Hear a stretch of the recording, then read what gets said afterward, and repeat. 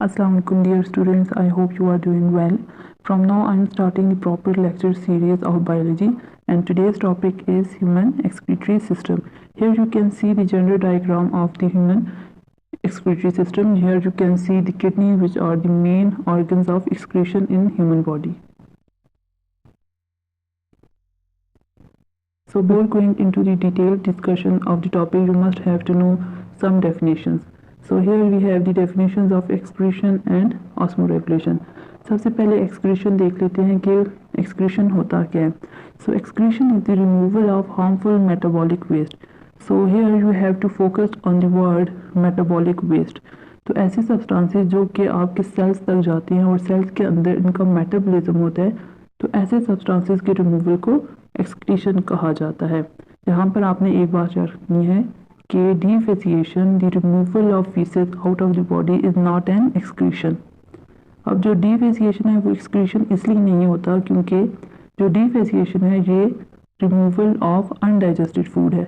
अगर ये undigested food है तो इससे ये बात हमें पता चलती है कि उसका मेटाबॉलिज्म नहीं हुआ. तो जिन सब्सटेंसेस का मेटाबॉलिज्म होता है जस्ट उन्हीं के रिमूवल को एक्सक्रीशन कहा जाता है.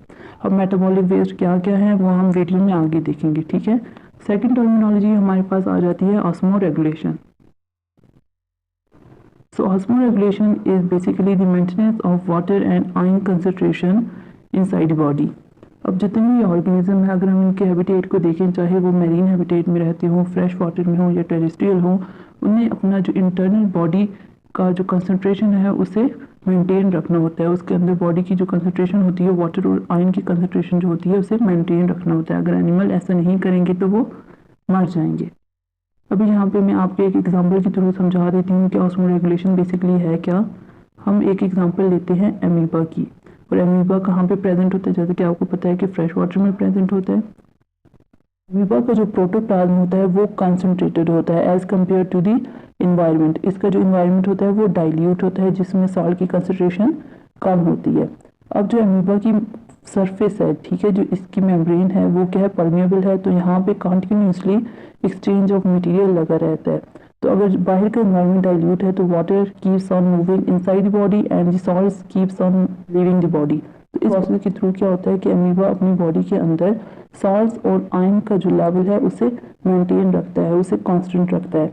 अगर इसका लेवल ज़रा सा भी इम्बैलेंस हो जाए, ठीक है, इसका लेवल ज़रा सा भी इम्बैलेंस हो जाए तो एमीबा क्या कर जाएगा, डाई कर जाएगा. तो हमने बात की थी कि एक्सक्रीशन क्या है, रिमूवल ऑफ मेटाबॉलिक वेस्ट है. अब हम देख लेते हैं कि हमारा जो बॉडी है उसके अंदर मेटाबॉलिक वेस्ट क्या क्या है.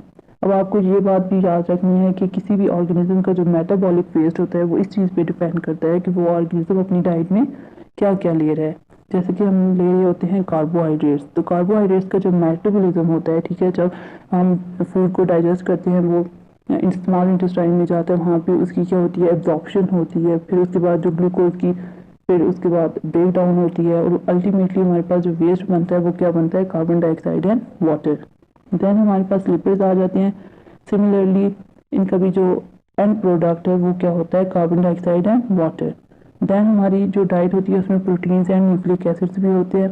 अब न्यूक्लिक एसिड किस तरह से होते हैं कि जो भी हम फूड खा रहे होते हैं वो अल्टीमेटली कैसे बन रही होती है, वो बनी होती है सेल से. अगर वो सेल से बनी है तो उसके अंदर जाहिर सी बात है न्यूक्लियस होगा. न्यूक्लियस के अंदर क्या प्रेजेंट होता है, न्यूक्लिक एसिड प्रेजेंट होता है. तो हमारी डाइट के अंदर जो न्यूक्लिक एसिड है वो माइनर अमाउंट में प्रेजेंट होता है. तो प्रोटीन और न्यूक्लिक एसिड का जब ब्रेक डाउन होगा, इनका मेटाबॉलिज्म होगा, तो क्या बनेगा, नाइट्रोजनियस वेस्ट बनेगा. तो अब हमारे पास कितने टाइप के मेटाबॉलिक वेस्ट आ जाते हैं, तो बेसिकली हमारे पास कार्बन डाइऑक्साइड एंड वाटर आ जाते हैं एंड नाइट्रोजनियस वेस्ट आ जाते हैं. तो अब हम एक्सक्रीशन की जो डेफिनेशन की थी उसको मॉडिफाई करें तो हम कह सकते हैं कि excretion is basically the removal of carbon dioxide, water and nitrogenous waste. Now we will discuss the main metabolic waste in detail. In human body, these metabolic waste are removed as follow. अब हम देखते हैं कि ये जो हमने metabolic waste discuss किए हैं वो बॉडी से किस किस प्रोसेस के थ्रू रिलीज होते हैं. तो सबसे पहले हम कार्बन डाइऑक्साइड को देख लेते हैं कि वो किस प्रोसेस के थ्रू बॉडी से रिलीज होता है. सो ड्यूरिंग ब्रीथिंग, जब हम सांस ले रहे होते हैं, तो जब एक्सहेलेशन कर रहे होते हैं तो हम क्या कर रहे होते हैं, कार्बन डाइऑक्साइड को बॉडी से बाहर निकाल रहे होते हैं। It is excel out and it is also converted into urea and bicarbonate. तो हम बाद में डिटेल में पढ़ेंगे यूरिया साइकिल में कि किस तरह से कार्बन डाइऑक्साइड यूरिया में कन्वर्ट होता है। इसी तरह जो कार्बन डाइऑक्साइड है वो बाइकार्बोनेट आयन में भी कन्वर्ट होता है कि जब कार्बन डाइऑक्साइड वाटर के साथ मिलता है तो वो एक अनस्टेबल कंपाउंड बनाता है, ठीक है, H2CO3, जो कि ब्रेक डाउन हो जाता है हाइड्रोजन आयन एंड HCO3 यानी बाइकार्बोनेट आयन में। Then we have the second metabolic waste which is water। अब वाटर हमारी बॉडी से किस प्रोसेस के थ्रू या किन तरीकों के थ्रू बॉडी से बाहर रिलीज होता है, तो एक तो ये यूरिन के फॉर्म में रिलीज होता है, देन स्वेट की फॉर्म में। इसके अलावा जो हमारे पास लंग्स होते हैं हमारे 24 आवर्स में 400 ml ऑफ वाटर जो होता है वो मॉइस्चर की फॉर्म में एक्सेल आउट हो जाता है। अब हम देखेंगे कि नाइट्रोजनस वेस्ट कौन कौन से हो सकते हैं। अब हमारे पास बेसिकली 3 नाइट्रोजनस वेस्ट हैं, one is ammonia, then urea and then uric acid. अब हम एनिमल्स देखेंगे कि कौन से एनिमल्स कौन सा नाइट्रोजनस वेस्ट मेनली एक्सक्रीट करते हैं।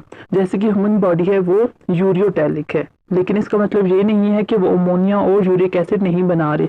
इसका मतलब है कि ये दोनों भी बना रहे हैं, लेकिन जो उनका मेन नाइट्रोजनस वेस्ट है वो यूरिया है, इस वजह से उसे यूरियोटैलिक कहते हैं। ये हम फर्दर डिस्कस करेंगे।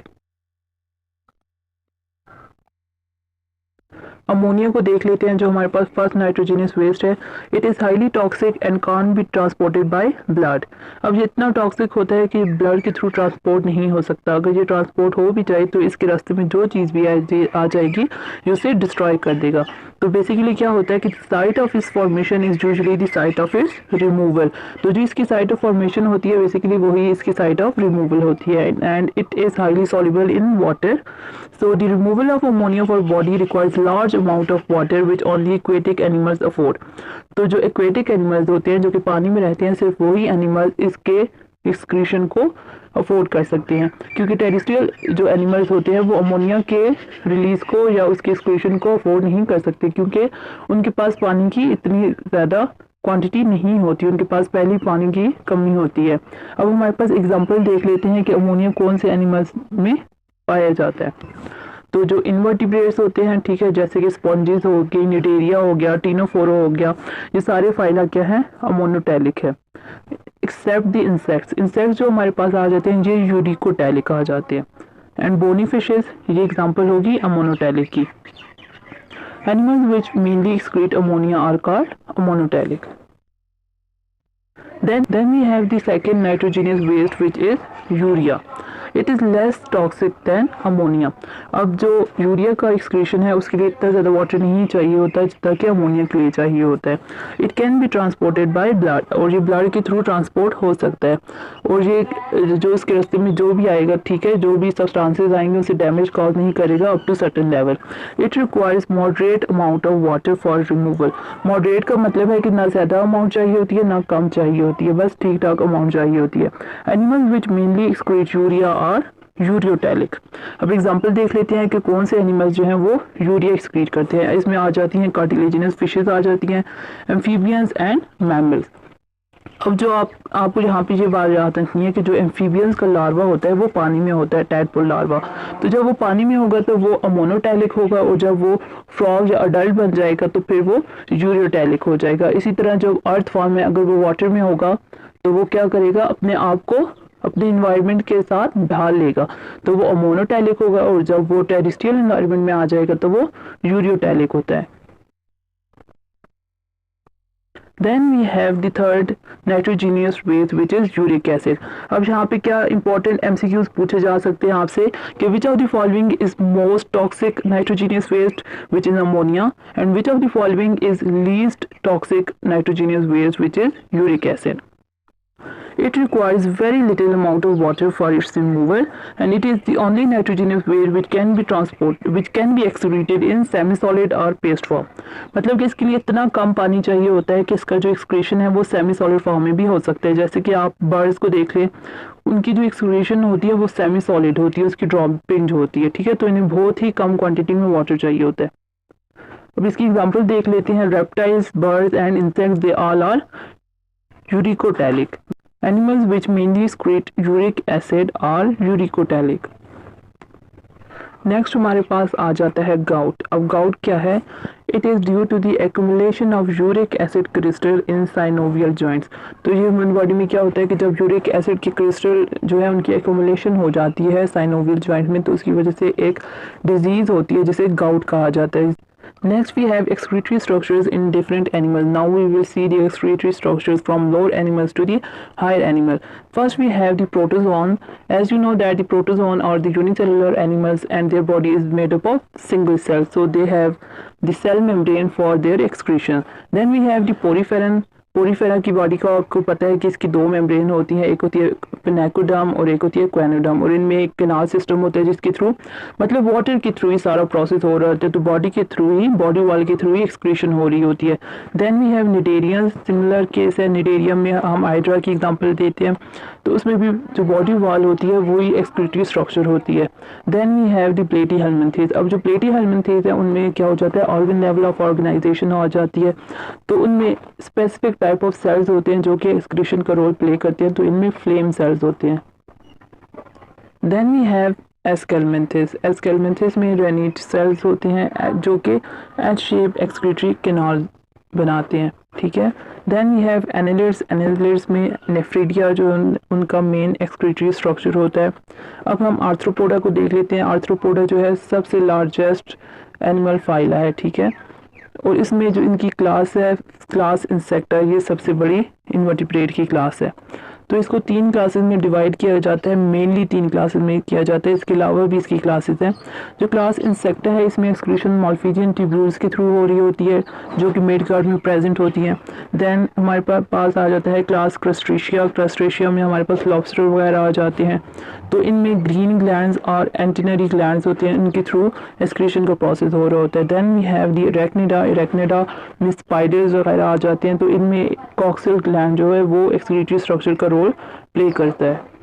Then we have mollusc. Mollusc में कीबर्स ग्लैंड और organ of Bojanus is present. Then echinoderm. Echinoderm में जो हमारे पास उसके ट्यूब फीट होते हैं, उनकी जो वॉल्स होती है वो बहुत थिन होती हैं, तो जो थिन वॉल होती है उसके थ्रू एक्सचेंज इजीली हो जाता है, ठीक हो गया। Then we have hemichordates. Hemichordates में प्लानोग्लॉसिस वगैरह आ जाते हैं, तो इनमें जो उनका प्रोबोसिस ग्लैंड है वो एक्सक्रीटरी स्ट्रक्चर है। Then urochordates. यूरोकॉर्डेट्स में न्यूरल ग्लैंड है। फेलोकॉर्डेट्स में प्रोटोनेफ्रिडिया है। And finally we have the vertebrates. Vertebrates में क्या होते हैं, किडनीज प्रेजेंट होते हैं, तो kidney are the main excretory structures in vertebrates. तो हम नेक्स्ट वीडियो में किडनी को डिटेल से करने वाले हैं। Thank you so much for watching my video. If you like my video, like, share and subscribe my channel. Allah Hafiz.